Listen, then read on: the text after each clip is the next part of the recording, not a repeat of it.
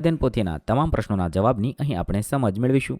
આ વિડીયોનો હેતુ વિદ્યાર્થીઓ માત્ર સરળતાથી સમજીને લખી શકે તે માટેનો છે. તેથી વિદ્યાર્થી મિત્રો દરેક પ્રશ્નોના જવાબ વિડીયોમાંથી જોઈને લખવાને બદલે તમારા વિચારો મુજબ જવાબ લખવા પણ જરૂરી છે. તો ચાલો શીખીએ પાઠ 2 કસ્સકી શેર.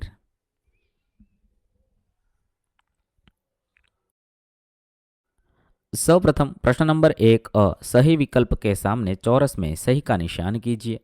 सवाल नंबर 1 मैं गांधी स्मृति का स्थान हूँ. 4 ऑप्शन है. साचो जवाब थशे आदिपुर. 2 मैं गुरु नानक के चरण से पावन हुई भूमि हूँ. साचो जवाब थशे लखपत. सवाल नंबर 3 मैं भूज शहर के वैभव का प्रतीक हूँ. साचो जवाब थशे हमीरसर तालाब. 4 कंडला क्या है. जवाब थशे बंदरगाह. सवाल नंबर 5 कच्छ को हम म्यूजियम कह सकते हैं क्योंकि. साचो जवाब थशे यहाँ अनेक दर्शनीय स्थलों का वैविध्य है. त्यारबाद प्रश्न नंबर 1 ब सही विधान के लिए सही का और गलत के लिए गलत का निशान कीजिए. सवाल नंबर 1 कच्छ में रेगिस्तान है. विधान साचू है.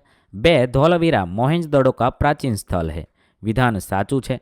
3 कंडला खनिज संपत्ति के लिए प्रसिद्ध है. विधान खोटू है. 4 अंजार में जैसल तोरल की समाधि है. विधान साचू है. 5 सृजन संस्था में हस्तकला का परिचय होता है. विधान साचू है. 6 मांडवी शहर में 72 जिनालय है. विधान साचू है. त्यारबाद प्रश्न नंबर 2 निम्नलिखित प्रश्नों के उत्तर लिखिए. सवाल नंबर 1 कच्छ के रेगिस्तान की विशेषता बताइए.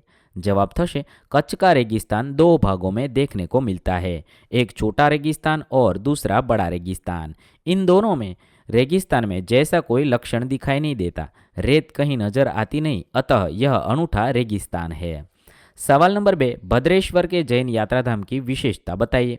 जवाब थशे भद्रेश्वर अति प्राचीन जैन यात्राधाम है. यह 2500 वर्ष पुराना जिनालय है जो भूकंप में खंडित हुआ था. उसके पुनः निर्माण का कार्य जोरों से चल रहा है और इसे आधुनिक बनाया गया है. सवाल नंबर 3 नारायण सरोवर की विशेषता बताइए. नारायण सरोवर अति प्राचीन पौराणिक धार्मिक स्थान है. इस स्थान को रामायण काल का माना जाता है. यहाँ मीठे पानी का एक सरोवर भी है.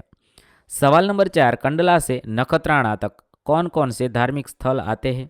कंडला से नखत्राणा के बीच में कई सारे धार्मिक स्थल आते हैं जैसे कि भद्रेश्वर, 72 जिनालय, कोठारा, सूथरी, डुमरा, नारायण सरोवर, कोटेश्वर महादेव, लखपत, हाजीपीर, माता का मढ़ जैसे दर्शनीय स्थान आते हैं. सवाल नंबर 5 कच्छ नहीं देखा तो कुछ नहीं देखा ऐसा क्यों कहा गया है.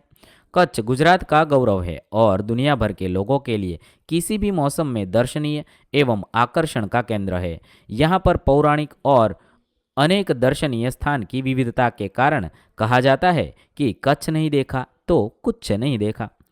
सवाल नंबर 6 मांडवी शहर की विशेषता लिखिए. मांडवी अति सुंदर बंदरगाह है, बड़ा प्राचीन नगर है. यह शहर राजा के महल, पवन चक्कियों का तथा समुद्र तट के कारण अधिक दर्शनीय बना है. यहाँ VRTRI ग्रामीण संस्था है. प्रश्न नंबर 3 परिच्छेद को पढ़कर उसके नीचे दिए गए प्रश्नों के उत्तर लिखिए. અહીંયા એક ફકરો આપેલો છે, તે ફકરો વાંચવાનો છે, સમજવાનો છે અને તેના આધારે પ્રશ્નોના જવાબ લખવાના છે. સવાલ નંબર 1 नीचे दिए गए शब्दों का समानार्थी शब्द परिच्छेद में से ढूंढिए. उपयोग समानार्थी थशे इस्तेमाल. ज्ञानी समानार्थी थशे विद्वान. प्रवीणता समानार्थी थशे कुशलता. विख्यात समानार्थी थशे प्रसिद्ध. त्यारबाद 2 निरंतर अभ्यास शब्द का अर्थ स्पष्ट कीजिए. निरंतर अभ्यास का अर्थ है किसी कार्य या गतिविधि को लगातार और नियमित रूप से करना. यह एक ऐसी प्रक्रिया है जिसमें व्यक्ति किसी कौशल, ज्ञान या तकनीक को सीखने और उसमें महारत हासिल करने के लिए नियमित रूप से अभ्यास करता है. सवाल नंबर 3 करत करत अभ्यास के जड़मती होत सुजान रसरी आवत जात ते सिल पर परत निशान पंक्ति का भावार्थ लिखिए. पंक्तिनो भावार्थ था निरंतर अभ्यास से मूर्ख व्यक्ति भी बुद्धिमान बन सकता है और जैसे रस्सी को पत्थर रगड़ने से उस पर निशान पड़ जाते हैं वैसे ही निरंतर अभ्यास से हमारे मन में भी ज्ञान और बुद्धिमत्ता के निशान पड़ जाते हैं. इस पंक्ति में कवि ने निरंतर अभ्यास के महत्व को बताया है और कहा है कि इसके द्वारा कोई भी व्यक्ति अपने ज्ञान और बुद्धिमत्ता को बढ़ा सकता है. 4. रस्सी रगड़ने से कठोर पत्थर पर भी निशान बन जाता है, इसका आशय लिखिए। रस्सी रगड़ने से कठोर पत्थर पर भी निशान पड़ जाते हैं, यह एक मुहावरा है जिसका आशय है कि यदि हम किसी कार्य को निरंतर और धैर्य से करते हैं तो हम उसे पूरा कर सकते हैं, चाहे वह कितना भी कठिन क्यों न हो। 5. उपरयुक्त परिच्छेद का योग्य शीर्षक लिखिए। परिच्छेद का शीर्षक सफलता के सूत्र रखना उचित होगा। प्रश्न नंबर 4. अपने जिले के किसी 2 दर्शनीय स्थलों का चित्र चिपका कर उनके बारे में संक्षेप में लिखिए। અહીંયા છે હું જૂનાગઢના કિલ્લાનો એક ચિત્ર ચોંટાડું છું, એના વિશે લખું છું। તમે તમારા જિલ્લાના કોઈ પણ चित्र વિશે લખી શકો છો। जूनागढ़ किला जूनागढ़ शहर का एक प्रमुख आकर्षण है। यह किला 15वीं शताब्दी में बनाया गया था और इसका निर्माण राजा महाबत खान ने करवाया था। किले की दीवारें और बुर्ज बहुत ही मजबूत और आकर्षक है। किले के अंदर कई संग्रहालय, मंदिर और अन्य ऐतिहासिक स्थल है जो पर्यटकों के लिए आकर्षक है। बीजू है गिर राष्ट्रीय उद्यान, गिर नेशनल पार्क सेंचुरी। गिर वन राष्ट्रीय उद्यान जूनागढ़ से लगभग 65 किलोमीटर की दूरी पर स्थित है। यह उद्यान एशियाई शेरों के लिए प्रसिद्ध है और यह उनका एकमात्र आवास है। उद्यान में कई अन्य वन्य जीव भी पाए जाते हैं जिनमें हाथी, तेंदुआ, सांभर और कई प्रकार के पक्षी शामिल हैं। पर्यटक यहाँ शेरों को उनके प्राकृतिक आवास में देख सकते हैं और उद्यान की प्राकृतिक सुंदरता का आनंद ले सकते हैं। प्रश्न नंबर 5. दिए गए शब्द का उत्तर मिले ऐसी पहेलियों का निर्माण कीजिए। 1. सितारा। आकाश में रहता हूँ, रात भर चमकता हूँ, दिन में छिप जाता हूँ, सूर्यास्त होने के बाद फिर निकल आता हूँ, चम चम चम चम करता हूँ, रहता हूँ मौन, प्यारे बच्चों बतलाओ मैं हूँ कौन। आ रीते तमे आपेला शब्दने आधारे पहेली बनाववानी छे। 2. हाथी। गणपति जैसा मुंह है मेरा, काया खूब विशाल, सबसे बड़ा जानवर हूँ मैं, मस्त है मेरी चाल। 3. चिराग। मेरे रहने पर अंधेरे की नहीं चल पाती, मेरे 2 साथी है तेल और बाती। ત્યારબાદ 4. पाठशाला। ज्ञान का मंदिर हूँ, सरस्वती का घर हूँ, आओगे यदि मेरे पास पाओगे विद्या का प्रकाश। ત્યારબાદ प्रश्न नंबर 6. अपूर्ण कहानी पूर्ण कीजिए। एक गांव था, उस गांव में एक गरीब किसान रहता था। उसके 2 बेटे थे, बड़े का नाम रामू और छोटे का नाम, અહીં अधूरी कहानी ने पूर्ण करवानी है, और छोटे का नाम लखन था। रामू को खेलकूद का शौक था, उसने निशानेबाजी में भी बहुत रुचि थी। बड़ा होकर वह भारतीय सेना में भर्ती हो गया। छोटे बेटे लखन को खेती बाड़ी का शौक था, उसने खेती की जिम्मेदारी संभाली और एक समृद्ध किसान बन गया।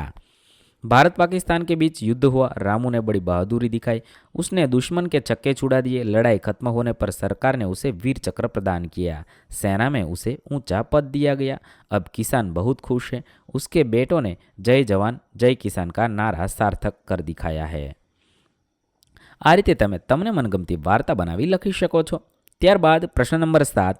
निम्नलिखित वाक्यों में से विशेषण ढूंढकर प्रकार लिखिए। 1. मोहन बड़ा दयालु है। विशेषण दयालु है, गुणवाचक विशेषण है। 2. उपवन में बरगद का पेड़ बहुत पुराना है। पुराना ए विशेषण है और गुणवाचक विशेषण है। 3. धैर्यवान व्यक्ति सफलता प्राप्त करते हैं। धैर्यवान विशेषण है जो गुणवाचक विशेषण है। 4. आज बुरा हुआ है, कल अच्छा ही होगा। बुरा अच्छा ए विशेषण गुणवाचक विशेषण है। 5. आसमान का रंग नीला है। अहींया नीला ए विशेषण है जे गुणवाचक विशेषण है। 6. 5 लीटर दूध दे दो। अहींया 5 लीटर विशेषण है जे संख्यावाचक विशेषण है। 7. टोकरी में मीठे संतरे है। मीठे विशेषण है जे गुणवाचक विशेषण है। प्रश्न नंबर 8. निम्नलिखित परिच्छेद का हिंदी में अनुवाद कीजिए। अहींया एक फकरो आपेलो है, ते फकराने आपणे हिंदी में अनुवाद करवानो है। हिरण नदी की पश्चिम की तरफ सूरज दादा विदा ले रहे हैं। संध्या के समय पक्षियों की टोलियां अपने घोंसलों की ओर उड़ रही है। भैंसों का झुंड और गायों का समूह अपने मालिक के घर की ओर लौट रहा है। उस समय रिमझिम वर्षा शुरू हुई। लोग असह्य गर्मी की पीड़ा से मुक्ति का आनंद ले रहे थे। केवल मनुष्य ही नहीं, पशु पक्षी और जीव जंतु भी शांति का अनुभव करने लगे। प्रश्न नंबर 9. निम्नलिखित शब्दों को शब्दकोश के क्रम में लिखिए। અહીંયા કેટલાક શબ્દ આપેલા છે, તે શબ્દોને આપણે શબ્દકોશના ક્રમમાં લખવાના છે। શબ્દકોશના ક્રમમાં સાચો ક્રમ થશે અભિવાદન, અભ્યાસ, ચિરાગ, પ્રગતિ, મહકના, વિનય, શાયર, સંગ્રામ, સંધ્યા, હમદર્દ. આ રીતે આપણે આપેલા શબ્દોને શબ્દકોશના ક્રમમાં લખીશું. ત્યારબાદ પ્રશ્ન નંબર 10 નિમ્નલિખિત પ્રશાસકીય શબ્દો કો પડકર સમજીએ. આપેલા શબ્દોને આપણે સમજવાના છે. 1 ડાકપાલ તો પોસ્ટ માસ્ટર, 2 પુસ્તકાધ્યક્ષ તો ગ્રંથપાલ, 3 પ્રબંધક તો વ્યવસ્થાપક, 4 બજેટ તો અંદાજપત્ર, 5 વિત્ત વિભાગ તો નાણાં વિભાગ, 6 મંડળ તો પ્રભાગ અથવા વિભાગ. ત્યારબાદ प्रश्न नंबर 10 उपयुक्त प्रशासकीय शब्दों का वाक्य में प्रयोग कीजिए. 1 डाकपाल, मेरे पिताजी डाकपाल की नौकरी करते हैं. 2 पुस्तकाध्यक्ष, मैं पुस्तक लेने के लिए पुस्तकाध्यक्ष से मिला. 3 प्रबंधक, राहुल ने होटल के प्रबंधक से शिकायत की. 4 बजट, वित्त मंत्री ने लोकसभा में बजट पेश किया. 5 वित्त विभाग, मेरे पिताजी कंपनी का वित्त विभाग संभालते हैं. 6 मंडल, यह बस અહમદાબાદ મંડલ કી હે. આ રીતે આપણે આપેલા શબ્દોને આધારે વાક્ય પ્રયોગ કરીશું. અહીં આપણા પાઠ 2ના સ્વાધ્યાયન પોથીના પ્રશ્નોના જવાબ પૂર્ણ થશે. વિદ્યાર્થી મિત્રો, ધોરણ 8ની હિન્દી વિષયની સ્વાધ્યાયન પોથીના તમામ પ્રશ્નોના જવાબના વિડીયો આપણી ચેનલ પર ઉપલબ્ધ છે, જે તમે ધોરણ 8 હિન્દી સ્વાધ્યાયન પોથી નામના પ્લેલિસ્ટમાંથી મેળવી શકો છો. પ્લેલિસ્ટની લિંક વિડીયોના ડિસ્ક્રિપ્શનમાં પણ આપેલી છે.